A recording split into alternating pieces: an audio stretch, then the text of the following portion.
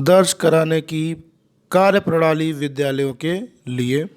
यह डॉक्यूमेंट आपको प्रोफार्मा 9 उपस्थिति दर्ज कराने की कार्यप्रणाली के बारे में विस्तृत जानकारी देता है। कृपया इस डॉक्यूमेंट को ध्यान से पढ़ें और किसी सुझाव को दर्ज करने के लिए अपने बीआरसी से संपर्क करें।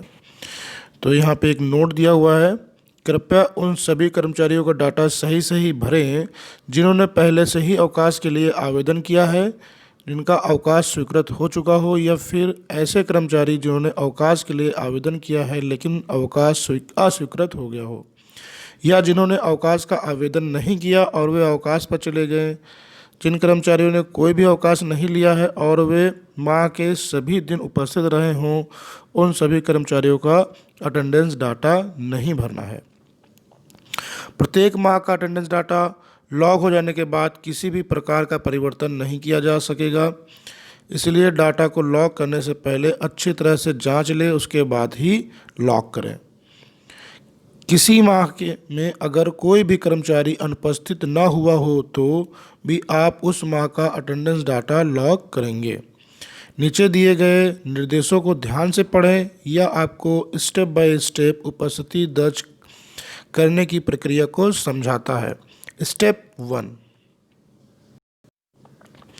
तो स्टेप 1 में अपनी EHMRS आईडी का उपयोग करके मानव संपदा पोर्टल पर लॉगिन करें। मानव संपदा पोर्टल पर लॉगिन करने के पश्चात आपकी स्क्रीन पर आपके नाम के नीचे हरे रंग की पट्टी, जिसको हम सब नेविगेशन बार के रूप में जानते हैं, उस पर उपलब्ध पैरोल टैब का चुनाव करें। इस टैब पर क्लिक करने के पश्चात एक ड्रॉप डाउन खुलेगा जिसमें बेसिक एजुकेशन पेरोल नाम का एक लिंक दिखाई देगा, उस लिंक को क्लिक करें। ड्रॉप डाउन मेनू के लिंक पर क्लिक करने के पश्चात आप नए पेज पर चले जाएंगे जो नीचे के चित्र के अनुसार होगा। तो ये कुछ इस तरीके से आपका खुल जाएगा टैब।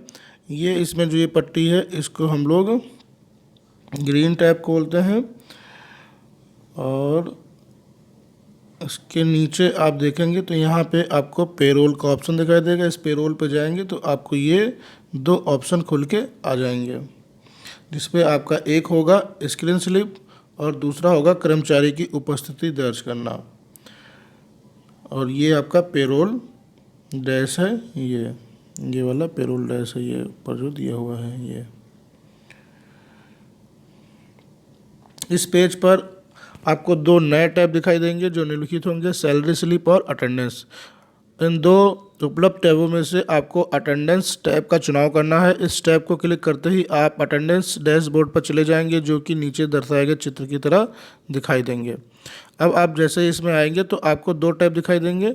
एक आपका होगा अटेंडेंस यानी कि फिल करना, और दूसरा होगा अटेंडेंस डाटा लॉग करना। तो पहले आपको डाटा फिल करना होगा, उसके बाद ही आपको लॉग करना है।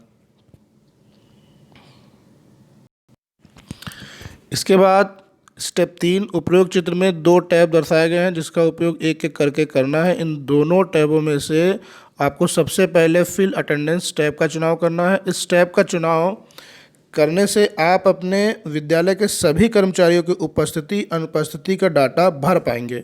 इस टैब पर क्लिक करने के पश्चात आपके स्क्रीन पर आपके स्कूल के अंतर्गत आने वाले सभी कर्मचारियों की सूची दिखाई देने लगेगी, जैसा कि नीचे दर्शाए गए चित्र में स्पष्ट प्रदर्शित है। इस सूची में कर्मचारियों का EHMRS आईडी, कर्मचारी का नाम, कर्मचारी के पिता का नाम, कर्मचारी का पद एवं अन्य कॉलम जिसमें एडेड या एडिट अटेंडेंस नाम से एक लिंक दिखाई देगा। इस लिंक पर क्लिक करने के पश्चात आप उस कर्मचारी की उपस्थिति का डाटा भर पाएंगे जिसको आपने चुना है।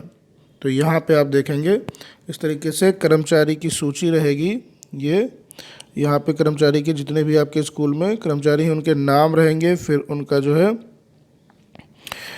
ये कोड रहेगा, फिर उनका नाम रहेगा, फिर उनका इस तरीके से यहाँ पे थोड़ी सी डिटेल दी होगी, और यहाँ पे एक एडिट का ऑप्शन दिया होगा।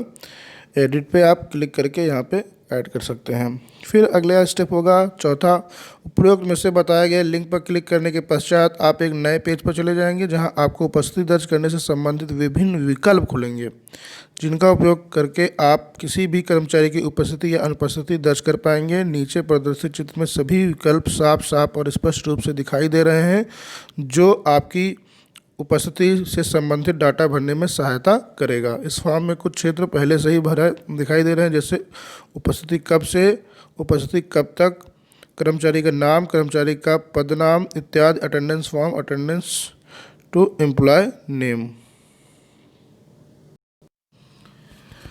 ये सभी क्षेत्र आपको स्कूल द्वारा भरे जाएंगे। अनुपस्थिति कब से अनुपस्थिति कब तक, अनुपस्थिति का कारण, अनुपस्थिति की वर्तमान स्थिति, रिमार्क, सभी फील्ड क्षेत्रों में भरने के पश्चात आप इस डाटा को सबमिट कर क्लिक करके सेव करेंगे। डाटा सेव करते ही आपकी स्क्रीन पर एक पॉपअप संदेश दिखाई देगा जो सबमिट सक्सेसफुली सेव्ड का संदेश दिखाई देगा, जो नीचे दिए गए चित्र दर्शाएगा, जिसमें एक चित्र अपूर्ण है और यह दूसरा पूर्ण रूप से भरा हुआ है।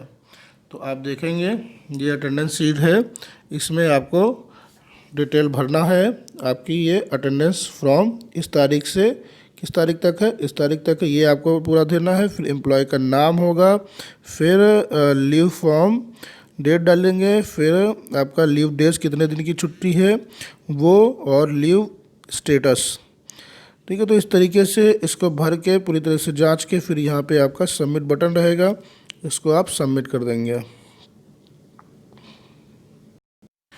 स्टेप 5, उपरोक्त उपस्थिति का डाटा सेव करने के पश्चात आपको इस बात को सुनिश्चित करें कि जो डाटा आपके द्वारा भरा गया है वो डाटा मानव संपदा पोर्टल पर सेव हुआ है या नहीं। इसके लिए आप अटेंडेंस फील्ड टैब पर क्लिक करेंगे। अटेंडेंस फील्ड टैब पर क्लिक करने के बाद टैग पर क्लिक करते ही आपके द्वारा भरा गई उपस्थिति से संबंधित डाटा दिखाई देने लगेगा, जिससे आप नीचे दिए गए चित्र से समझ सकते हैं। तो जैसे ही आप अटेंडेंस फील्ड टैब पर क्लिक करेंगे तो आपका डाटा जितना भरा होगा वो कुछ इस तरीके से दिखाई देने लगेगा। जिनका डाटा भर गया है वो यहाँ पे इस तरीके से पूरा डिटेल इनकी यहाँ पे शो होगी। और एक्शन कॉलम के नीचे आपको डिलीट का एक बटन भी दिखाई देगा, जिसका उपयोग करके आप किसी कर्मचारी का उपस्थिति डाटा डिलीट कर पाएंगे। तो यहाँ पे एक बटन रहेगा डिलीट का ऑप्शन, इससे आप इसको डिलीट भी कर सकते हैं। इसके बाद स्टेप 6 आता है, सभी कर्मचारियों की उपस्थिति डाटा भरने के पश्चात आपको वापस अटेंडेंस डैशबोर्ड पर आना है। वापस आने के पश्चात आपको लॉग अटेंडेंस डाटा टैब का चुनाव करना है। तो यहाँ से आपने पहले शुरू किया था, इसको आपने कंप्लीट कर लिया। अब वापस आएंगे तो एक दूसरा ऑप्शन है लॉग अटेंडेंस डाटा, यानी कि यहाँ से आपको फिल करना है और उसके बाद यहाँ से आपको लॉग करना है। तो अब आप इस पर आ जाएंगे वापस से।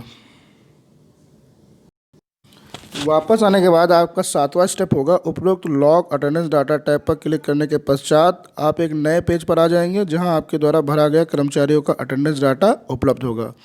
यहां कर्मचारियों के डाटा के नीचे एक लॉग का बटन दिखाई देगा, जिसका उपयोग करके आप उस माह से संबंधित उपस्थिति डाटा लॉग कर सकेंगे।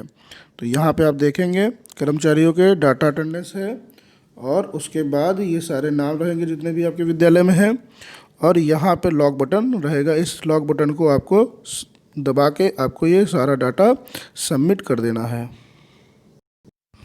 इसके बाद 8वां स्टेप है, डाटा लॉक करने के पश्चात आप उसी पेज पर वापस आ जाएंगे जहां से आपने उपस्थिति से संबंधित डाटा लॉक किया था।